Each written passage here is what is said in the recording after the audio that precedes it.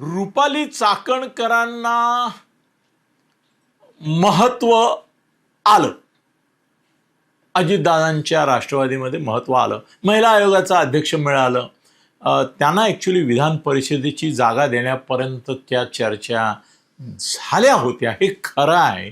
आणि जवळजवळ त्या काय म्हणतात महिला खात्याच्या मंत्री असल्यासारखंच त्यांचा एकंदर रुबाब होता, त्यांचा सोशल मीडिया होता. म्हणजे त्या घराबाहेर पडल्या की गाणी लागायची वगैरे असे व्हिडिओ येत होते. हे सगळं जे प्रस्थापित झालं त्याच्यामागे अजितदादांचं उत्तेजन होतं की तटकऱ्यांचं प्रोत्साहन होतं, याबाबत नेहमी वाद राहिला की अजितदादांच्या मेहरबानीने त्यांची हे चाललंय का तटकऱ्यांच्या.